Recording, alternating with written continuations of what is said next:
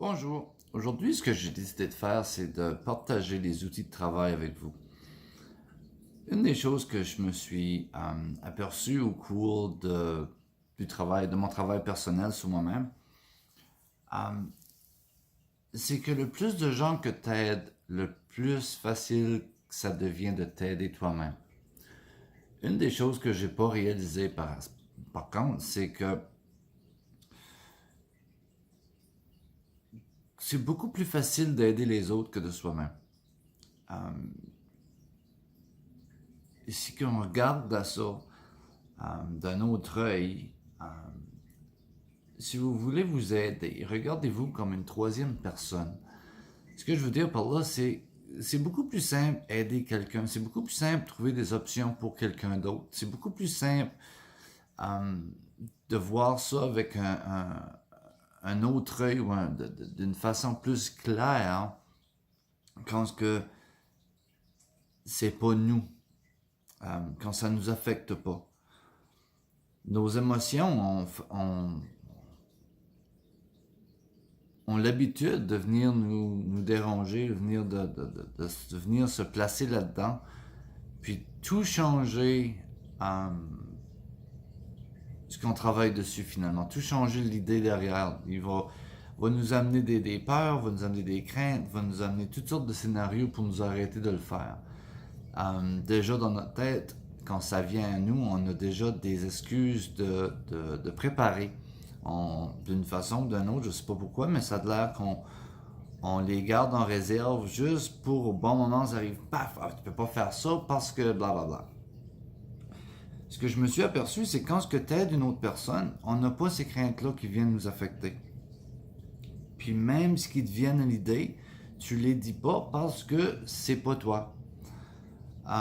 Donc, quand on vient travailler sur nous, ce qui est super important de savoir, c'est que si on peut se détacher de l'équation, ce que je veux dire, c'est si tu regardes ça comme si que toi, tu étais une troisième personne, que tu étais quelqu'un d'autre, quelle option tu aurais pour cette personne-là? De quelle façon tu analyserais cette situation-là? Ensuite de ça, ce que tu fais avec les options que tu as en tête, d'abord qui sont, que ce soit pour toi ou que ce soit pour les autres, normalement, ça vient de notre tête, donc c'est très fort possible qu'on peut utiliser pour nous autres aussi. C'est vraiment s'asseoir puis de décider, ok, c'est laquelle qui vient me chercher le plus, c'est laquelle qui va me rendre le plus heureux. Quel changement que je veux apporter, à quel sur quel chemin ça va m'amener. Je vais-tu m'approcher de mon but ultime ou que ça va m'amener plus loin que de là. Je vais prendre les peurs par exemple. Pour des années, j'ai ce que j'appelle en anglais, j'ai preaché, j'ai prêché aux autres plusieurs outils de travail, plusieurs options, plusieurs façons de regarder à leur vie, puis ensuite apporter des changements pour eux autres mêmes. J'ai toujours donné un paquet d'options au monde pour qu'ils puissent choisir lesquelles qu'ils semblent plus importants pour eux. Mais je m'aperçois aujourd'hui que je peux les faire comme ça à moi aussi. Mes peurs,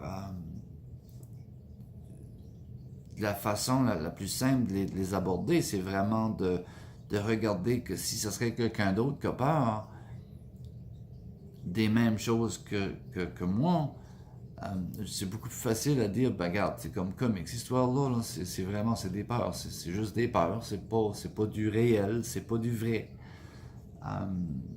Puis je dis pas ça de méchanceté, c'est pas pour juger les autres, c'est juste que quand ce que tu vois cette peur-là sur quelqu'un d'autre, tu dis, ben c'est juste des idées, il n'y a pas vraiment de base, surtout si toi t'as pas peur de ça. Fait que quand on fait ça, nos sentiments viennent pas nous arrêter, viennent pas nous bloquer dans notre cheminement. Fait que c'est plus facile de trouver des options, c'est plus facile d'en rire, puis d'arriver à un point que dire, ben finalement, les peurs que j'ai, c'est comique, là, c'est vraiment, c'est banal, c'est simple à changer. Puis je trouve que c'est beaucoup plus facile d'arriver et de dire ben, pourquoi tu as peur? Dire ben, j'ai peur je sais pas moi, d'être jugé par exemple. Ben, pourquoi tu as peur d'être jugé? On a peur d'être jugé par des personnes qu'on connaît même pas. On a peur d'être jugé par des personnes qui n'ont aucune importance dans notre vie. On a peur d'être jugé par des personnes qu'on connaîtra jamais puis qu'on n'entendra jamais.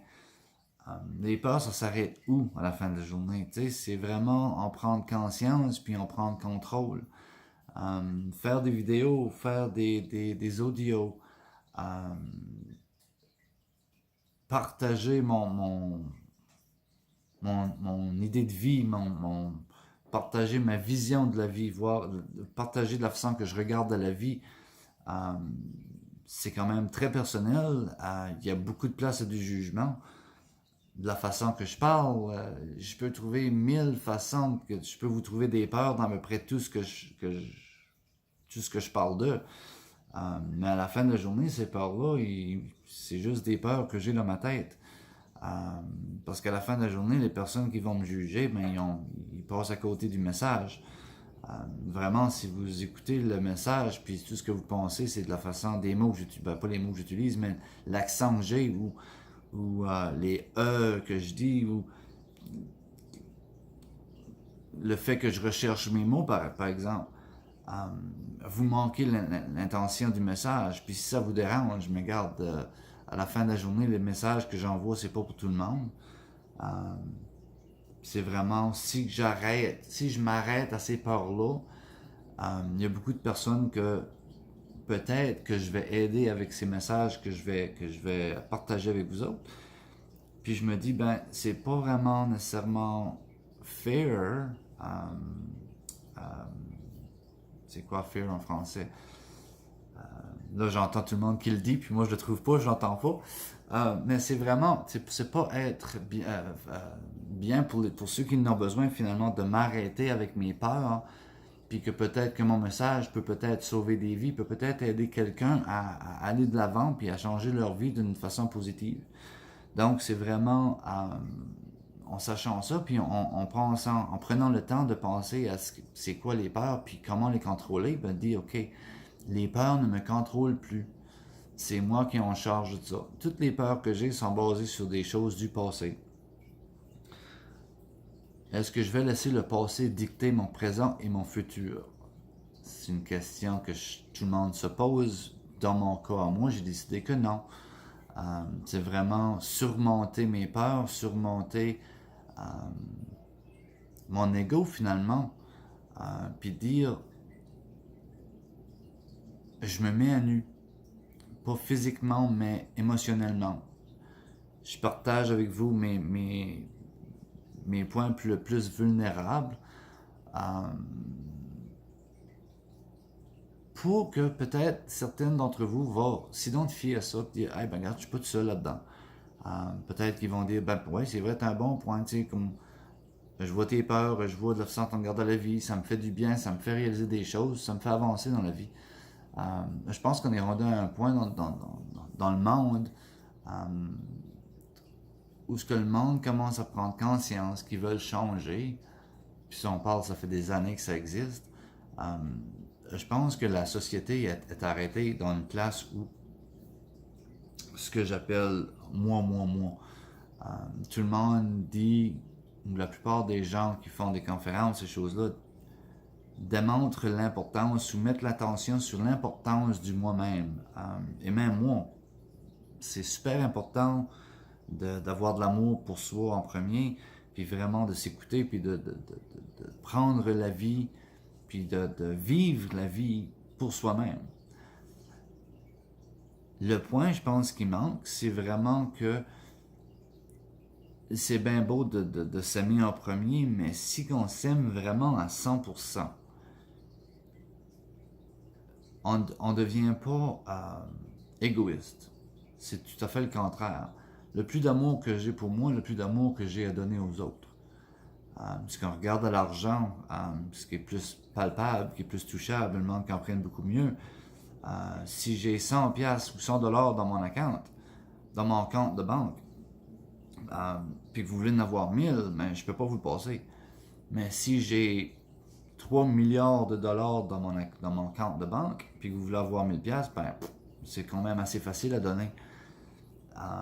Puis t'as pas besoin de vouloir le revoir parce que tu n'as assez, tu sais. Fait que l'amour, c'est vraiment la même chose. La confidence qu'on a pour nous autres mêmes, c'est la même chose. Le plus de confidence que tu as, ou de confiance que tu as en soi, le plus facile que c'est de faire confiance aux autres. Parce que le gros secret dans la confiance, c'est quand tu te fais confiance à toi, ben, tu te fais confiance de croire l'autre ou non. Fait que ça ne devient plus une croyance de l'autre, ça devient vraiment une croyance de toi-même. C'est là que ça change beaucoup de choses. C'est quand même assez dur à comprendre quand ce que t'es pas là, ou quand tu essaies d'arriver là. Mais croyez-moi, quand vous arrivez là, vous commencez à comprendre que c'est vraiment en s'aimant soi-même, tu peux passer à la prochaine étape, qui est se faire confiance. Un coup qu'on commence à se faire confiance, le monde nous fait plus confiance de un. Puis de deux, c'est que tu n'as pas peur parce que tu te fais confiance à 100% de savoir à qui faire confiance et à qui ne pas faire confiance.